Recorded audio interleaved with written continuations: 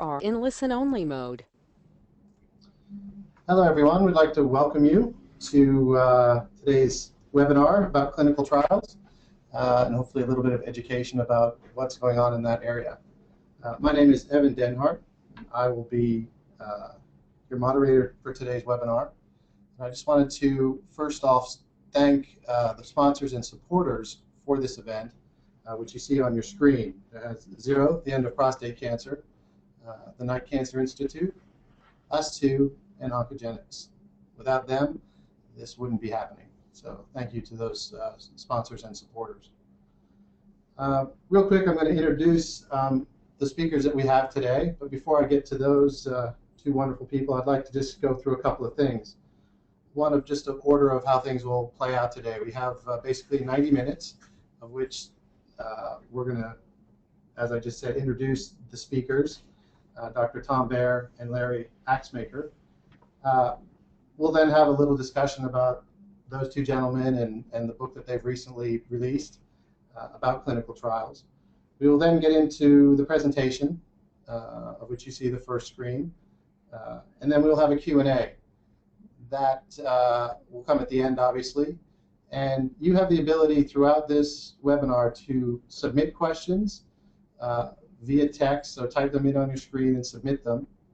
And we will save all questions till that Q&A period. So feel free to submit them at any time, but we will hold the questions until the end.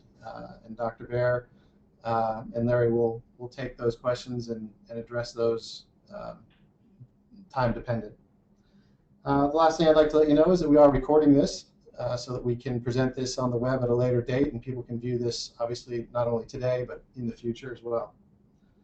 And with that, the two speakers that we have here today are Dr. Tom Baer and Larry Axmaker, the co-authors of the recent book, Cancer Clinical Trials, a common sense guide to experimental cancer therapies and clinical trials.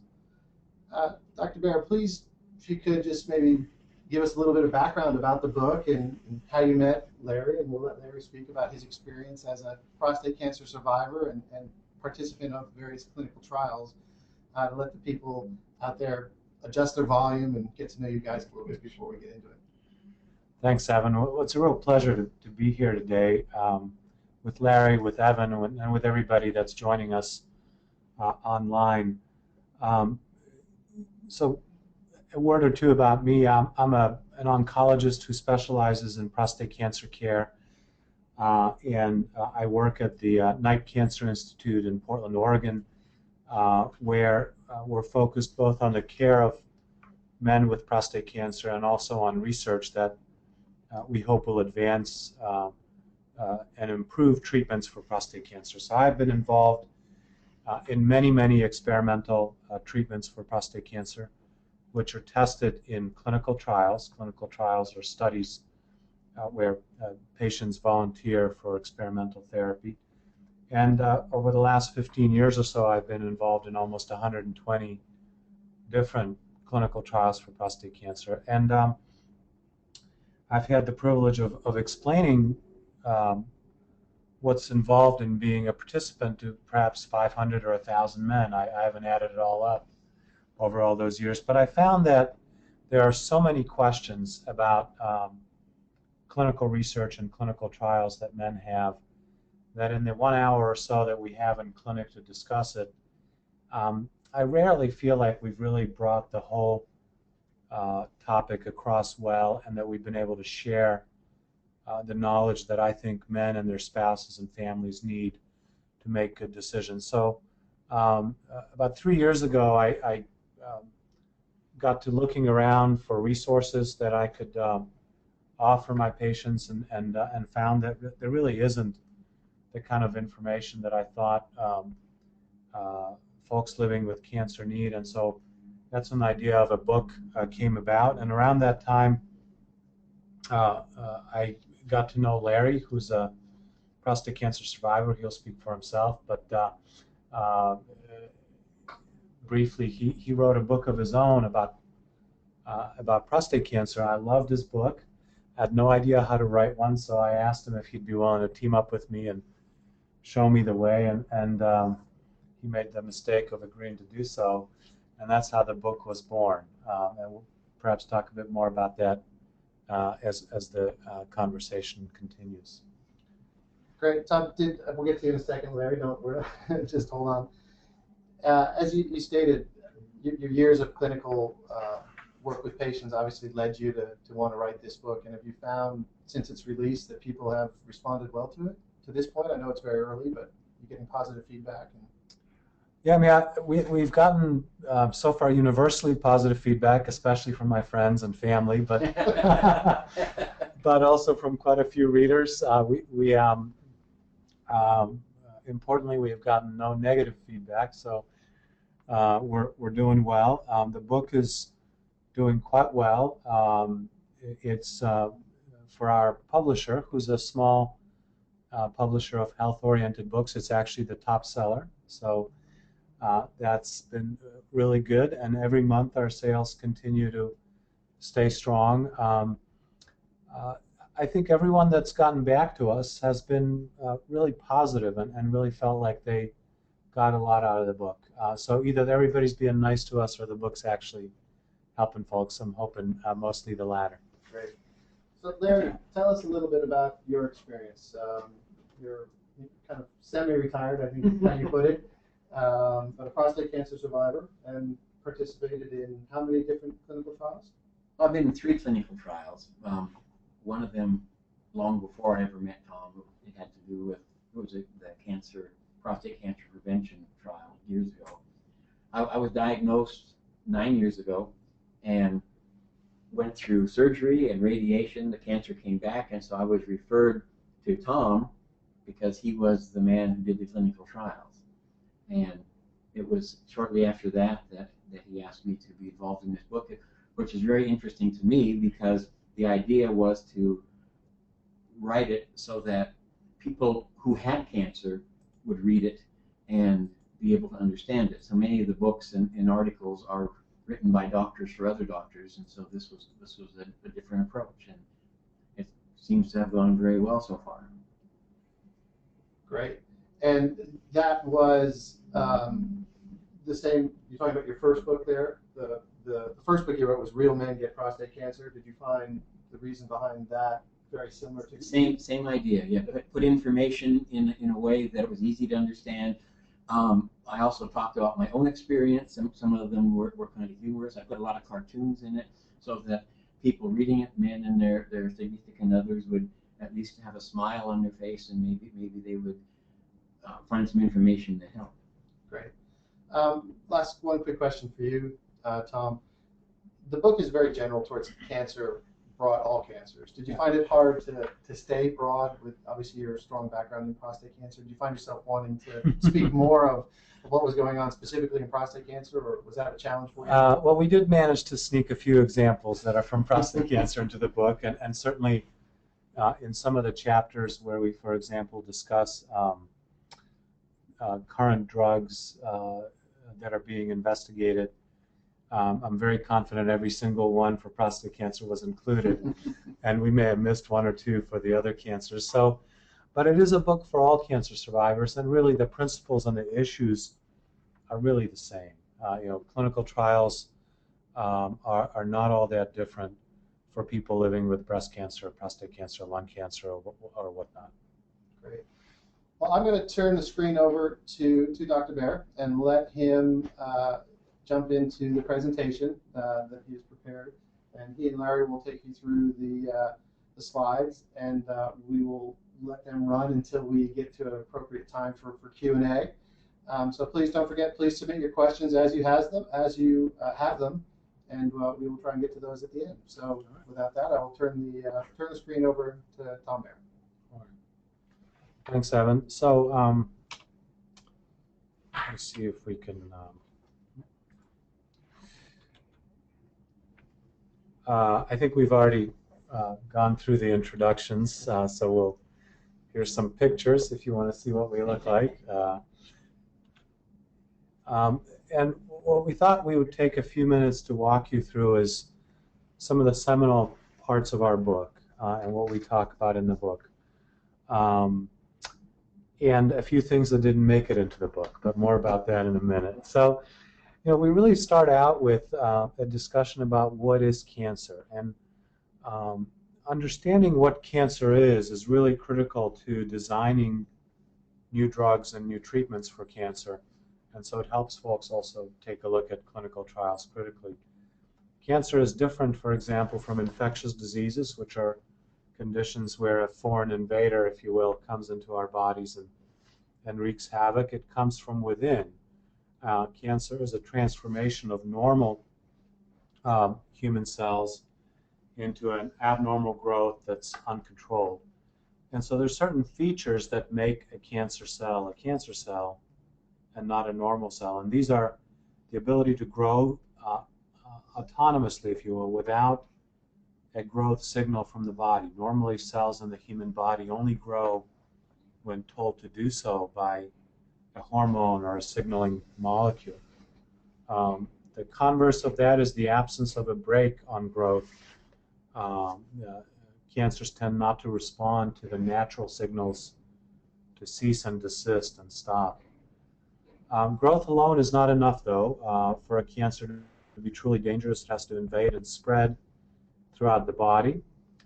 Cancers tend to be immortal, and that's sort of perhaps a similar feature to bullet number one, but it is worth reflecting on. In the laboratory, for example, we still are able to do experiments on cancer cells that were harvested from a tumor from patients 30, 40 years ago and have grown continuously since then in petri dishes. It's amazing that these cells never die, and that is why cancer is able to wreak the havoc that it does.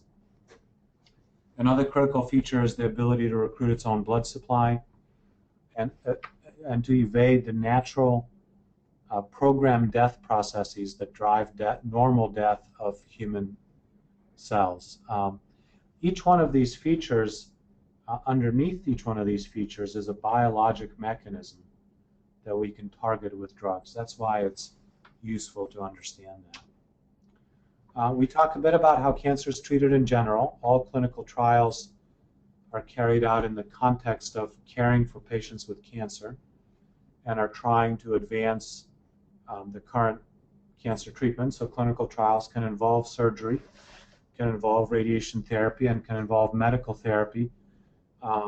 Medical therapy includes chemotherapy, which is what a lot of people know about, but I prefer to use the term medical therapy because we've moved far beyond chemotherapy into immunologic treatment, hormonal treatment, targeted drugs, and there's a whole range of drugs for prostate cancer now.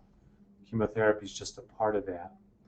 And of course, we draw the distinction between standard treatment, which is what we currently use routinely, and experimental treatment, which is something new that is being tested in a clinical trial.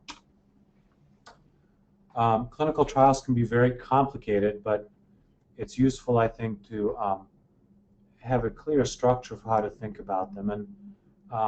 And so we break them down into really three key elements that are representative of the scientific process. Every clinical trial starts with a hypothesis or an idea that a particular treatment might work in a particularly useful way. And so if you're not sure what the trial's about, the first question you should ask yourself is, what's the idea being tested here? And get a simple and straightforward answer.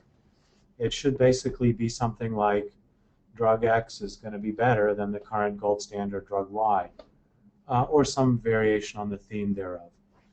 Then there's the experiment. That's the actual clinical trial. That's the whole procedure where folks volunteer, are qualified, participate, receive treatment, information's collected into a database and analyzed. And of course, what we're after ultimately is the results. So hypothesis, the experiment, and the results, that's what the key ingredients of every clinical trial are. Now, one of the things that didn't make it into our book, because our publisher, whom we love dearly, thought that these were a little bit too iconoclastic, are Larry's cartoons. Larry's a wonderful cartoonist, and he can, in a few minutes, capture the essence of just about any situation and bring in a little bit of satire and fun to it. So We'll share a few of those cartoons with you as we walk through this talk. I hope you're all on mute. I can't hear you, but I hope you're laughing at least a little bit. On our blog, whose address we'll share with you a little later, we show quite a few of these because that's a place where we can get away with it. So all clinical trials start with an eligibility determination process. That's true of normal cancer treatments as well. People who undergo surgery have to be healthy enough to do so. People who get chemotherapy have to be well enough to withstand the treatment. And we go through a checklist, if you will, to make sure they're eligible. But for clinical trials, that checklist is far more formal and often quite a bit longer with many, many check boxes, and that's what this cartoon tries to capture. Clinical trials come in phases, and it's worth for our audience to understand the distinctions. Phase 1, as the name implies, is the initial testing of a drug. Not infrequently, this may be the very first trial in a human being, and prior to that trial, only mice may have had some experience with a particular drug. Typically, these studies are small. Typically, they involve patients who don't have standard good treatment options, and the primary goal of phase 1 trials is to establish what dose of the drug is safe. Sometimes we also learn something about how effective the drug is, but important for participants to understand that in a phase 1 trial, sorting out what dose is safe, what schedule is appropriate, maybe what drugs can be used in combination with one another safely, that's the primary goal of the study. Phase 2 studies tend to be a little bit bigger. These are often the workhorses of clinical research. They often involve anywhere from 20 to 200 patients. They can be randomized, but are rarely blinded. When they're randomized, typically the standard treatment or the new treatment are being compared to one another. And these are the first studies to test a new treatment, and a lot of patients really like phase 2 studies because there's rarely a placebo. Most of the time, folks are just getting the new treatment. Important to know, though, that when phase 2 studies are being done, we don't yet know how useful a treatment is. So these are the first studies to examine that question. Phase 3 trials are really for the sports fans on this call, the Super Bowl, if you will, of the clinical trial process. This is where the new concept was safe in phase 1, looked pretty good in phase 2, and is now going to go up against the current champion, the current gold standard, often in a randomized study. This is where studies are often blinded, and patients may be getting the new drug or the old drug and not knowing which one they get. So here's a little bit more of Larry's humor about blinding of studies.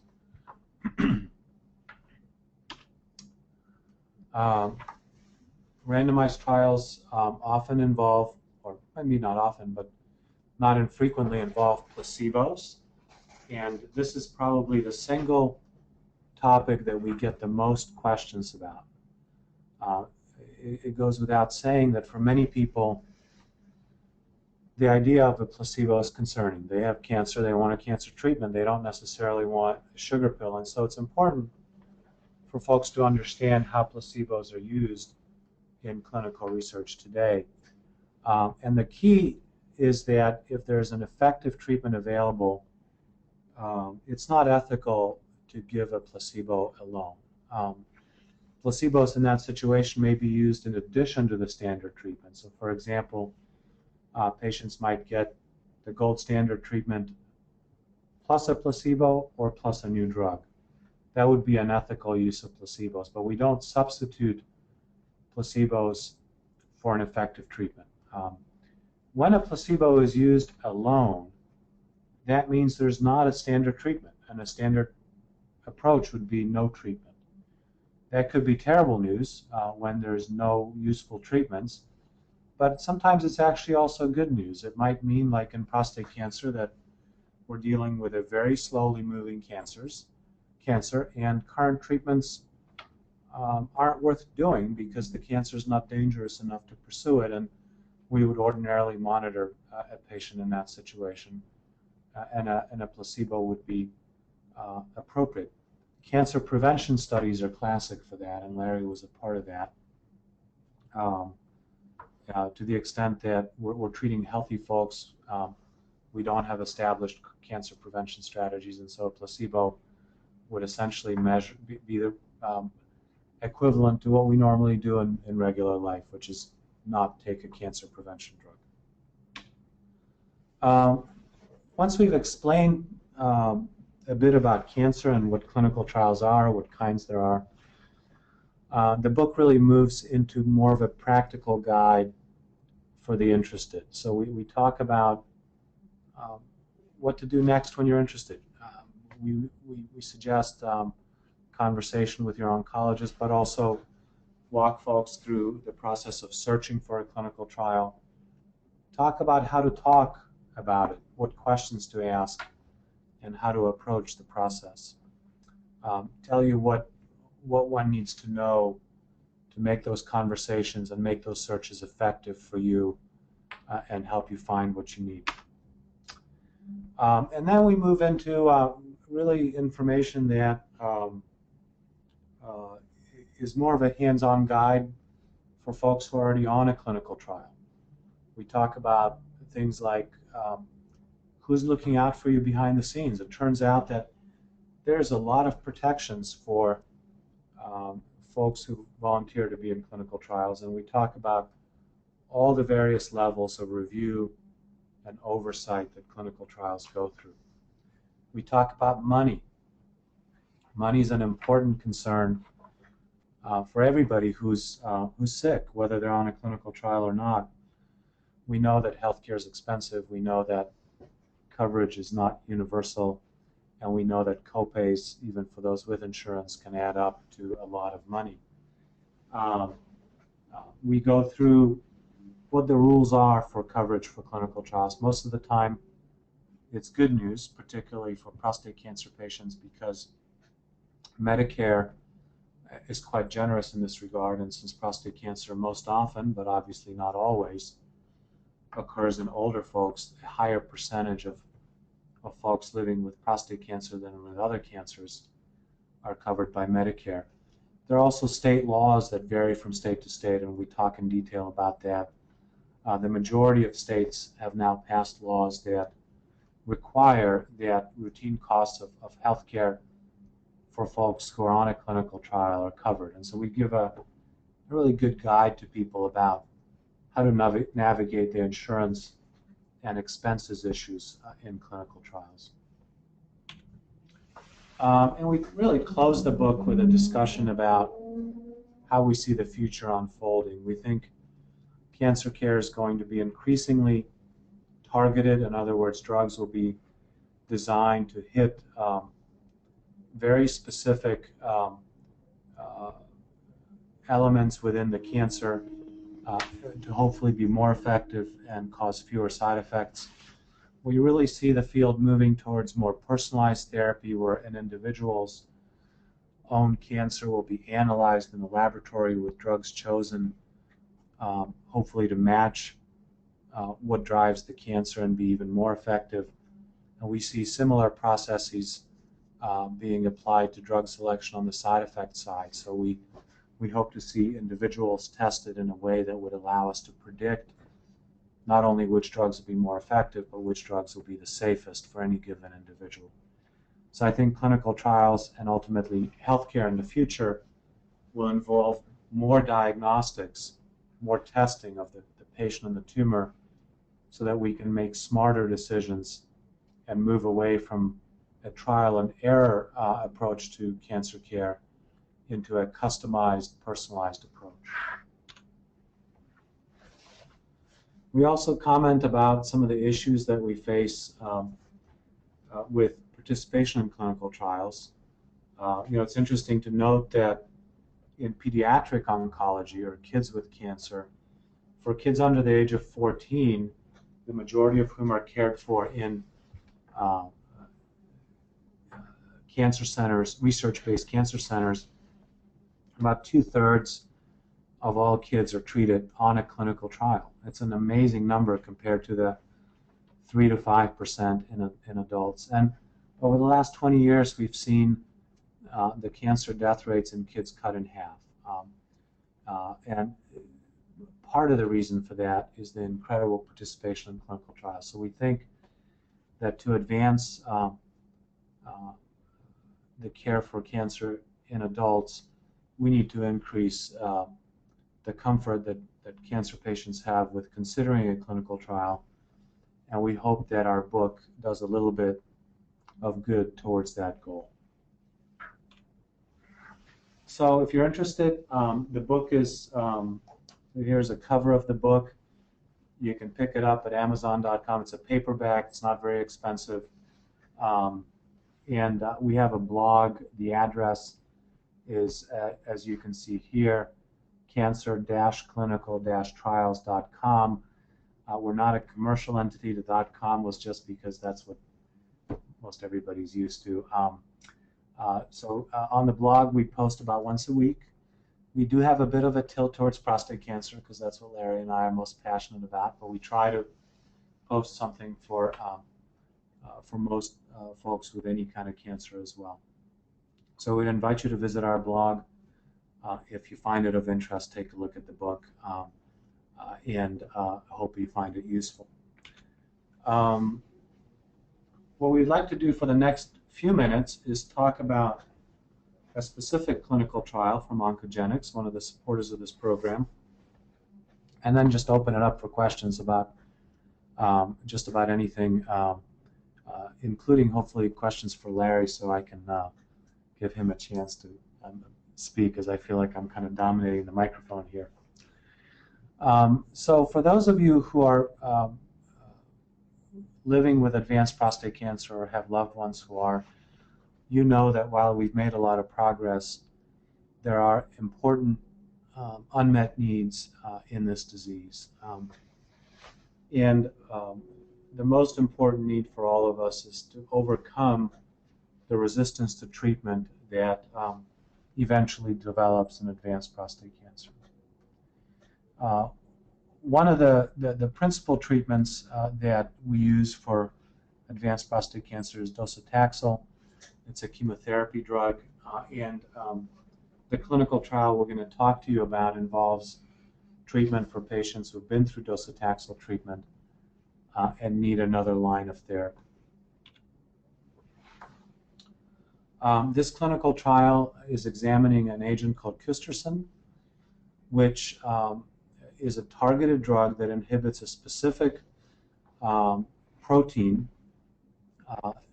called clusterin, shown on this cartoonist clue. Clusterin is a protein that we believe drives cancer resistance to treatment. It's an interesting protein because it's induced by treatment. So as you know, what we observe in patients is that we often see cancers respond initially and then become resistant. And so things that are induced by the treatment that drive resistance are of particular interest to us. And clusterin is just such a protein. Custorsin is a drug designed to block this induction of clusterin. And if you can say custorsin and clusterin in one sentence, then you get a special prize. The trial is called Affinity. Naming trials is always a fun thing, and it's designed to make it easy to remember, and I think Affinity is certainly easy to remember. The official name is on the right. It's really lengthy. It's the phase 3 trial evaluating the potential clinical benefit of custorsin in combination with second-line chemotherapy, cabazitaxel, in patients with castration-resistant prostate cancer. You can see why we made up the name Affinity instead. Saying that sentence on the right every time you want to mention this trial would drive us crazy. The main goal of this study is to determine if custorsin, when combined with second-line chemotherapy, can improve outcomes by extending survival and delaying progression of cancer. Importantly, all patients will receive the best standard of care, which is Jevtana chemotherapy, along with oral prednisone. So the randomization here is to best standard of care plus Kusterson versus best standard of care. So there's no placebo-only arm or anything of that nature. The clinical trial that we're talking about is now active or beginning to be active at a small number of sites. It will be activated at about 40 sites across the U.S. and many other sites outside of the U.S. There is a website for that study, prostatecancerstudy.com. It's also, like all clinical trials, of course, listed on the National Cancer Institute website, and the address for both the study-specific website and the listing on the government's website is shown on this slide for you right here. So that concludes our prepared presentation, and we would very much welcome your questions. I would say that for questions, we would particularly love questions that are of interest to a general audience, in distinction from questions about a particular person's medical situation. Those are always tough to answer without a lot more information and an in-person visit. But we'll do our best to answer any questions that you have. And they don't have to be about science or this particular clinical trial. They can be about what it's like to write a book or be a participant. What are some of the emotional challenges? Larry is a psychologist as well as an author and has a lot of good thoughts about the issues of living with cancer and being a cancer survivor as well. So whatever is of interest, we're happy to talk about. Thank you, Tom. I've got a couple of questions for Larry. I'll give people a minute to type away on any questions they might have. There are a few in the queue there. But Larry, Tom just touched on it from the mind's perspective. When you start, first you're diagnosed, and then you're kind of given some more hope with the potential of a clinical trial. Talk to us about professionally how you might handle that, and then also personally how you went through and your whole story of having your background and then being the patient and in the clinical trial. So talk to us a little bit about that. Like most people, you probably think you're never going to get cancer. And when you're diagnosed, your first thought is, oh my God, this must be a mistake or I'm going to die. And so it takes some time to work through the process.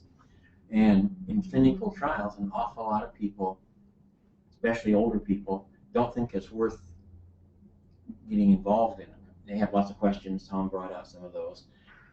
But it's one of those things that's at least as much emotional as it is medical.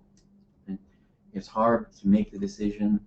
It's hard to believe that it's going to help. And of course, in clinical trials, you don't know. You get in a clinical trial, you have no idea if it's going to help you or not. Many clinical trials don't end up helping you. What they do is provide information that can lead to trying other drugs or moving things along. A lot of clinical trials never get enough people to get started. So it is a problem in the process of actually getting enough people involved to get enough clinical trials going to make progress in the whole area. You said you took part in 3. And the first one was when? How long ago, roughly? Well, I think I started in 1995 or something like that. And the last one being? Finished it about 2 years ago. 2 years ago. And did you see tremendous differences in how things were handled from, say, 95 to 2010? Well, the clinical trials I was in were very different. But I mean, in all of them, the people involved, the people that contacted me, or the filling out all the forms process, people were very helpful. The people in charge of it were honest about it, and there weren't a lot of differences in the process, but I found that participating was a good idea for me because it helped to give me more information, and I guess at the beginning some hope that things are going to be different. Mm-hmm. And great, and obviously, what were the results of the ones that you were in?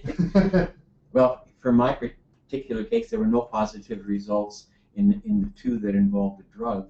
The third one involved strength building and exercise, and there was some benefit from that. I was able to actually build strength and lose a little weight, and haven't carried on too well from that. But Always the case. Great. Tom, have you had a chance to look at some of the questions? Do you want to address any of the ones? Sure. So we're getting some questions online. Still learning how to do this best here. I heard some typing. I tried to answer one through typing, and we realized that the sound of that was probably transmitting. So I'm not quite sure how we're going to handle that. But here's a question. If cancer cells don't die, how can people remain in apparent remission for long periods of time, and or people saying that they're cancer-free? Clearly, to get to the point of being in remission, all visible cancer has to be gone. And so that might mean the surgery's removed all visible tumors, or chemotherapy or hormonal therapy has eliminated all visible cancer. And in that situation, most of the cancer cells would die. The trouble is that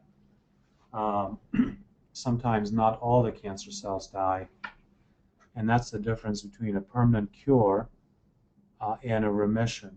A small number of cancer cells can easily hide out, evade our imaging technologies, and so we think someone's cancer-free. We call that remission.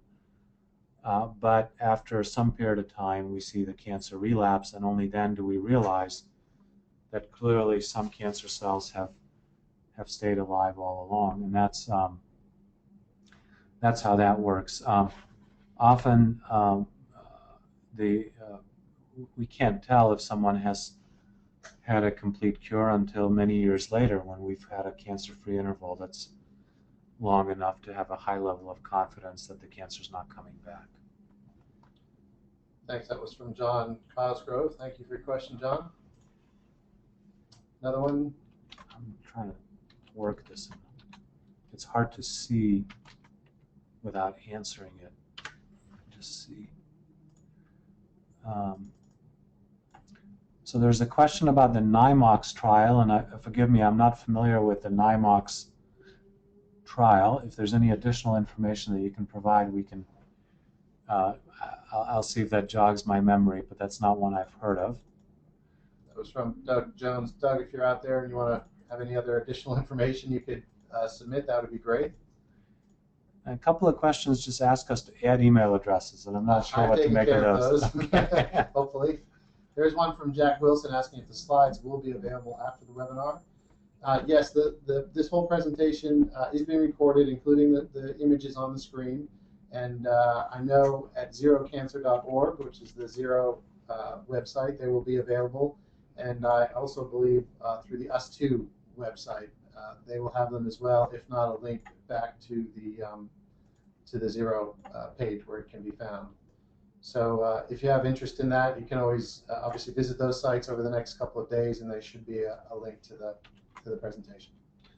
So I'm answering some of the questions privately by typing, because that's the only way I can see the others. So just bear with me here. Let's see. Did you see the one about Phoenix, Arizona? So there was a question about a C11 PET scan study, and that's another, boy, I really would need to be able to look at the specific studies to comment on them.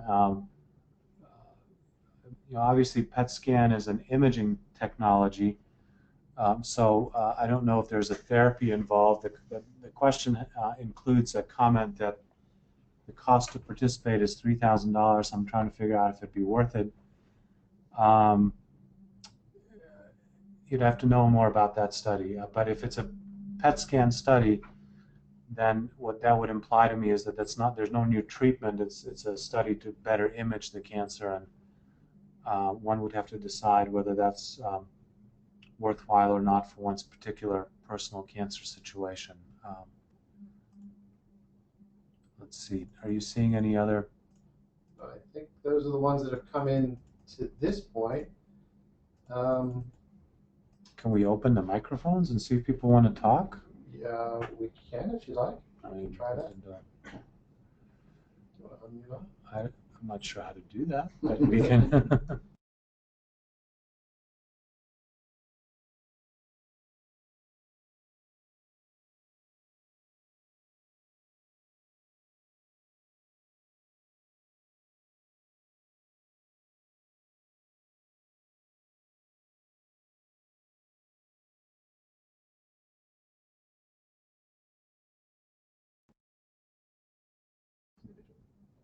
All right.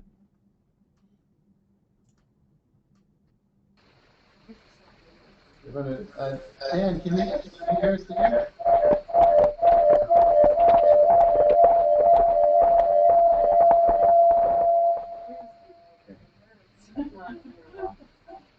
I apologize. Without with the absence of any additional questions, I think people can drop off. I think the presentation is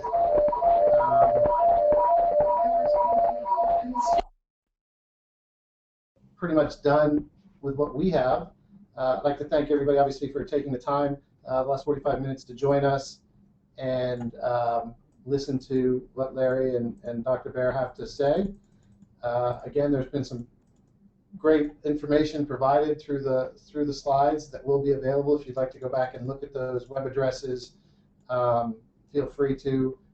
This presentation should be up within the next 48 hours. There's some more questions coming through. Oh, some more questions? You jump right in. So we are, there are a few new questions, so we're going to keep talking. But everything Evan said is still true. Of the 100+ trials that I've been involved with, how many resulted in new treatments?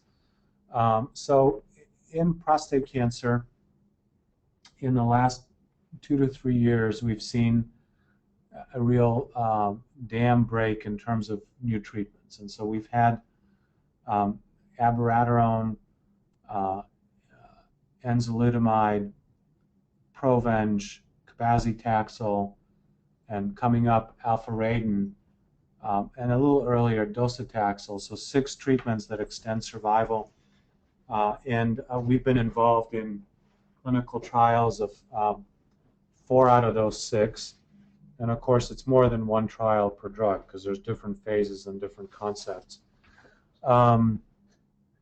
There are also a number of trials that we've been involved with that are still in clinical trials, including the Kusterson trial that we talked about today, trials of ipilimumab, and several other agents. So we've got 4 new treatments that have come out of our work or work that we've contributed to, and several more continuing on and hopefully yielding some good results in the future if things work out. I'd also say that quite a number of those trials looked at combinations of current standard treatments with new drugs, and so may have been reasonably successful, but not successful enough to move the combination forward. So the patients in those studies likely received the benefits of the standard treatment, and the combination simply wasn't better enough to move ahead.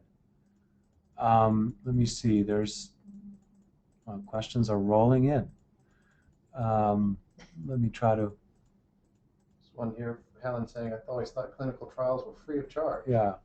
So clinical trials are not free of charge. There are some situations where patients can get access to free of charge things, but they're typically actually first-in-man healthy volunteer studies, not the kinds of clinical trials that a cancer patient would be interested in. Clinical trials with the intent of treating cancer are very much a part of standard cancer care and create the same sort of charges that routine chemotherapy would. So that is a misconception that is often out there, and for the most part, clinical trials are not free of charge. There are some elements within clinical trials that are not billed. So, for example, the drug itself cannot be sold or charged for. Unless the drug is approved, it needs to be provided free of charge. Tests that are solely for the purposes of research. So, for example, blood levels of the drug, those are provided by the clinical trial. But the routine visits with a physician, CAT scans, bone scans, routine lab work for making sure that everybody's doing okay, those are not free of charge. They're just like regular cancer care. Now, someone's provided me with a link to the PET clinical trial, challenging me to deliver on my promise. I'm trying to bring that up for you. I can't do it on this computer because I think it would mess up the presentation, but we'll see if Evan can bring it up for me and I can ad-lib and wing an answer as quickly as I can. Who names these drugs anyway, and how about names that regular men can pronounce? Well, so I'll look at this as so there's sort of three names that every drug has. First is something that looks like a license plate. So Custerson used to be called OGX-011, just like many other drugs. And those names are just made up by the researchers. Typically the initials are the company and the number might be the 11th drug they tried in a petri dish or something. And then there's a generic name and a brand name. And those are made up by the company but approved by the FDA. And you can't just name a drug anything you want.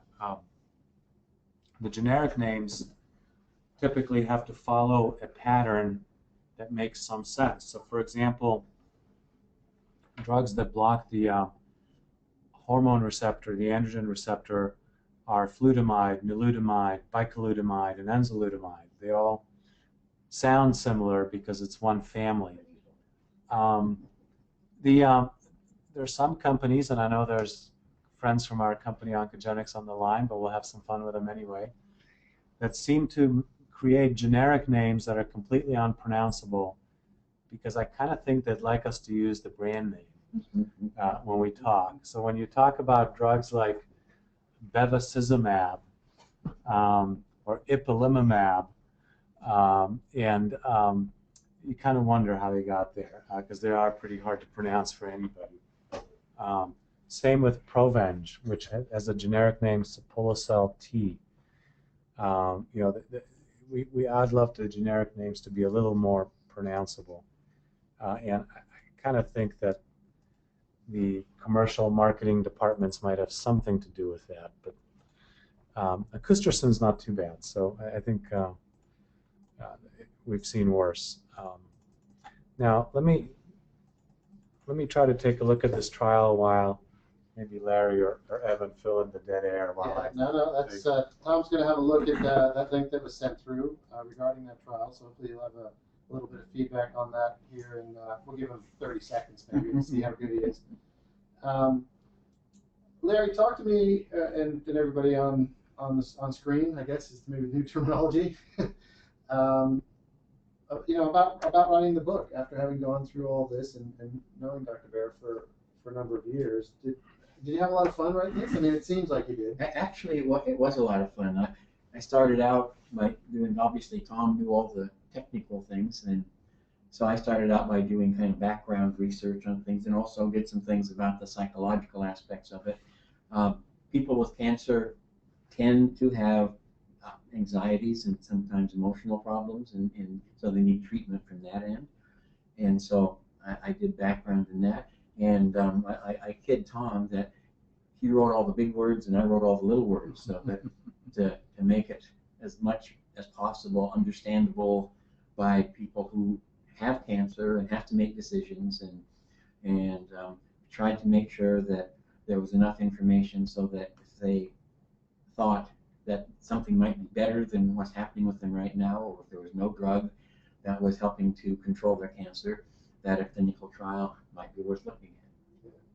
if you, being in the position that you're in as a participant and a survivor, what one or two pieces of advice would you give somebody out there who's recently been diagnosed, or maybe knows somebody who's been diagnosed and has got the notion of a clinical trial may help? What two pieces of advice would you say? Listen, if you don't take anything else away, but one or two things, what would they be? Ask lots of questions. Your doctors, oncologists, medical team, online, ask as many questions as humanly possible and get as many answers as you possibly can that would help you to make a decision. And don't stand back and give up. Cancer is often not a death sentence, so that checking things out, living your life, doing things you want to do are important parts of life, and whether you have cancer or not, it's, do the things that you want to do, especially as you get older. It it becomes harder for people to get around and do things. Check out the clinical trials, check on support groups. There's just lots of things you can do to improve your quality of life. All right. But if we solve the problem, So, so the question about the PET imaging study in Arizona. So briefly, this is a study that is looking at a novel imaging strategy in patients who have a detectable or rising PSA after either surgery or radiation.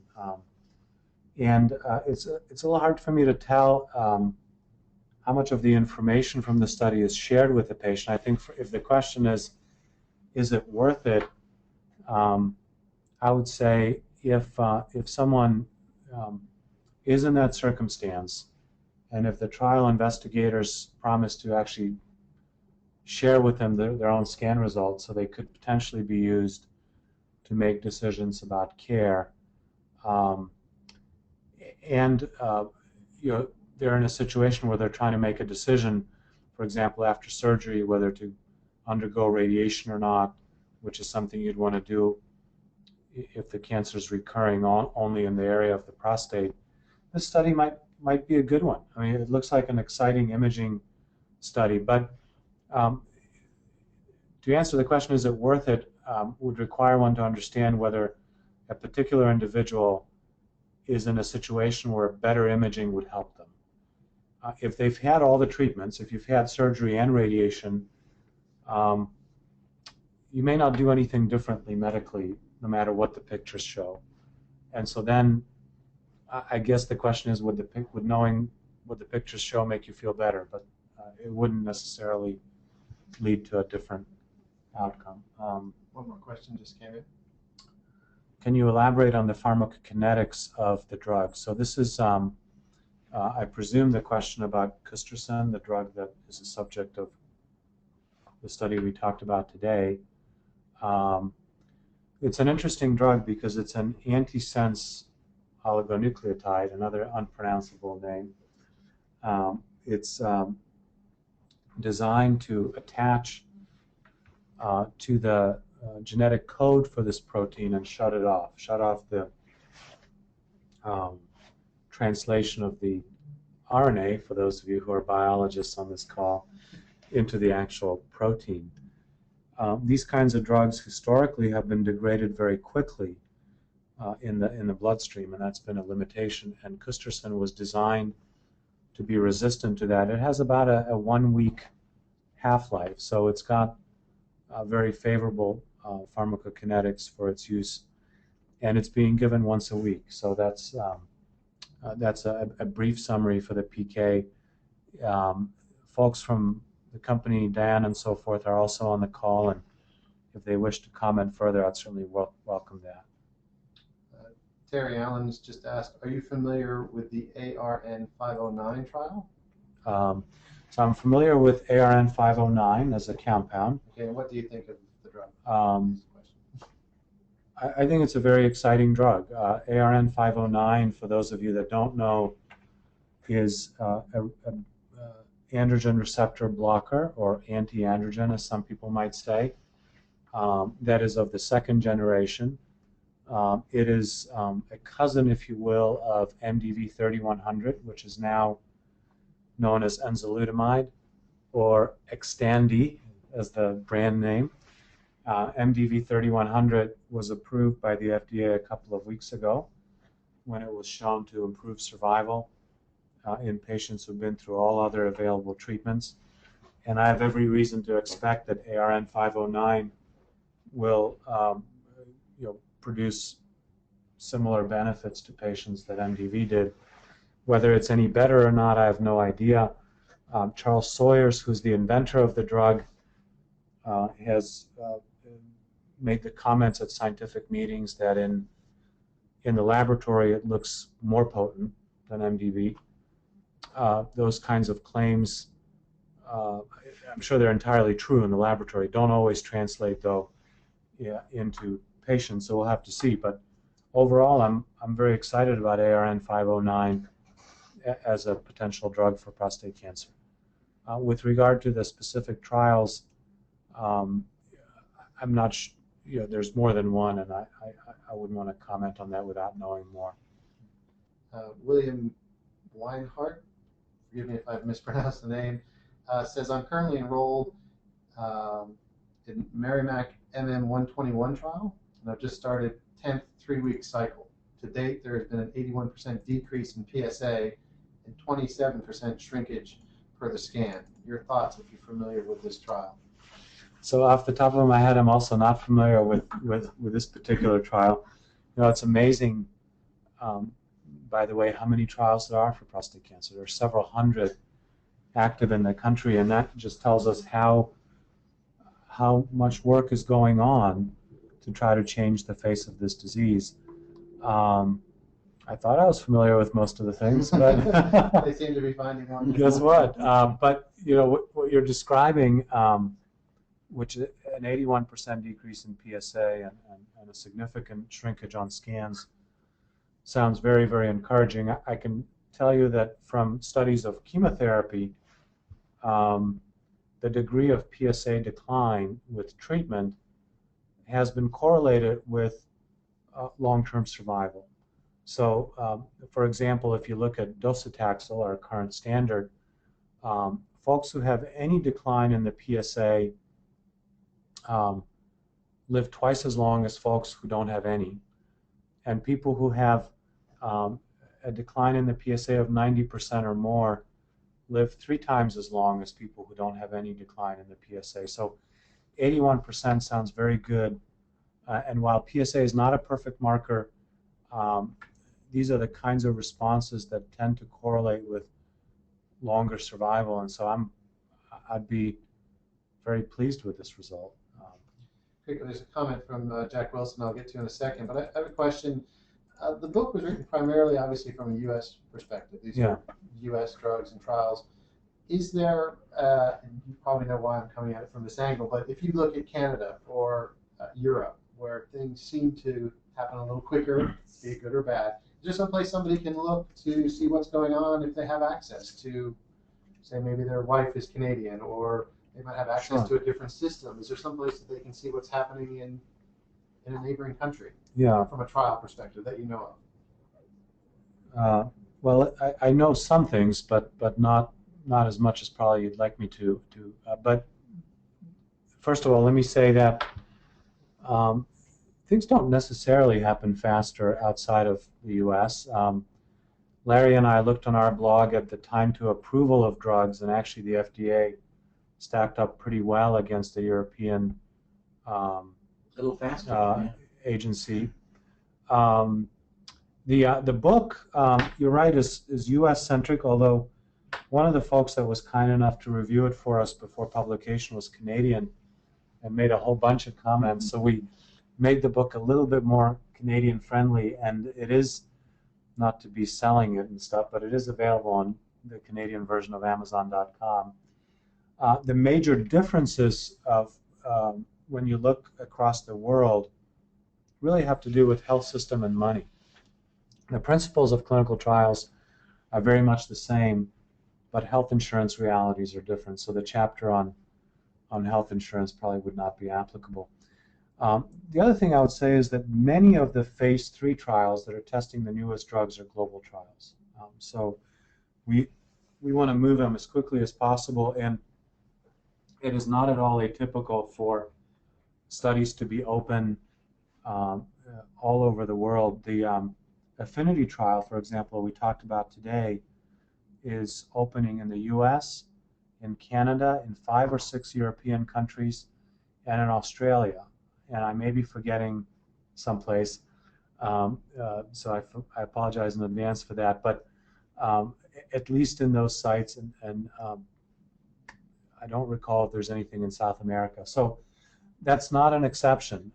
So many of the important clinical trials are actually global, and they're the same across the globe and becoming more so.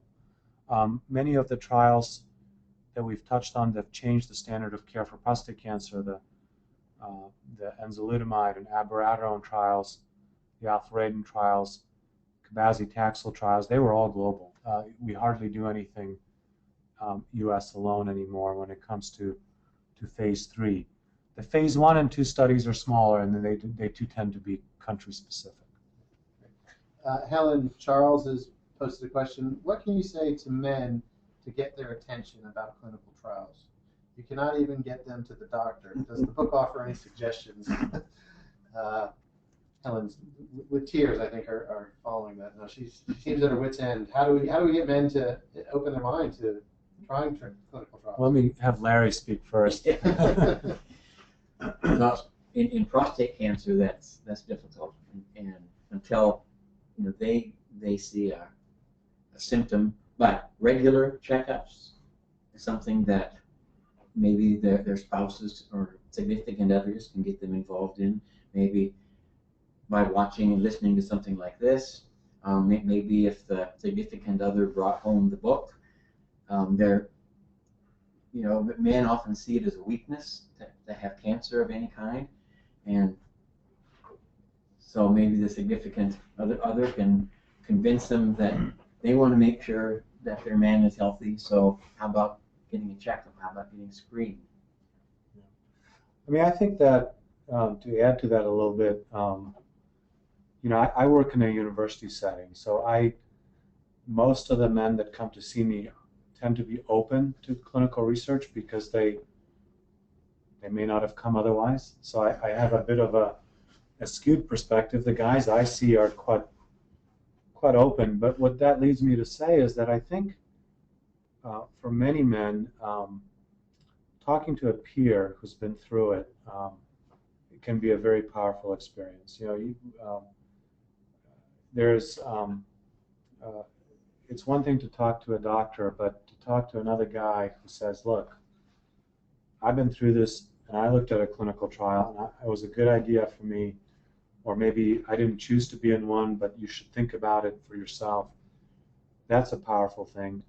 Another thing I think that we should be doing is the doctors. I mean, I think one of the challenges is that not all physicians are equally committed and interested in advancing cancer care through clinical trials. And, if a doctor looks you straight in the eye and says, you should be thinking about clinical trials, quite a few guys, I think, would take notice of that. So we shouldn't underestimate the power of the patient-physician relationship.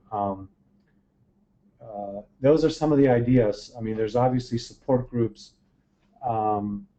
There are many role models out there. There are many men who've been very public about their cancer experience, whether it's Lance Armstrong or Norm Schwarzkopf or Joe Torre or whoever, and trying to get the guy to recognize that Andy Grove, when he got prostate cancer, wrote an article in Fortune that was 9 pages long about his experience and shared it with the world. Tough guys like General Schwarzkopf were upfront about what's going on with them. So whatever works, but those are some ideas that I'd offer and Larry would offer. Just recently, Warren Buffett has been very upfront about his diagnosis and treatment. These are real men. Thank you, Helen. Hopefully that helps a little bit. I think That's it. Jack Wilson made a comment, said, thank you. This was very well worth the time for him and provided a better perspective in determining if he wanted to participate in the C11 Oh, good. acetate PET clinical trial. Keep up the good work. Thank you, Jack. I hope you enjoyed the little over an hour or so that we've had Tom and Larry here. And I think, Helen says, thank you. You're welcome. Well, if everybody's enjoyed it, I guess I'd ask one favor, you guys. Is this is going to be posted up. Is it on the Zero website? That it'll. Yes, it certainly will be there. I know that. I think tell folks that's often the way word spreads. If you have a moment, take a look at our blog. It's cancer-clinical-trials.com. We've been posting there since January. There's about 50 different posts. Some are on prostate cancer, some are on clinical trials. If you find it interesting, you can throw your name into the subscribe by mail and get an update every week. We don't sell the email addresses to anybody. Share with anybody who could use this information. The fact that this seminar is available, that our book's available, that our blog's available, that's really, I found, the most powerful way to spread the word. I mean, I think we can write articles and things, but when a friend says to another, hey, take a look at this, I found it interesting, that's what that's far more important. So that's what I think you can do to help the rest of the cancer community if you're willing.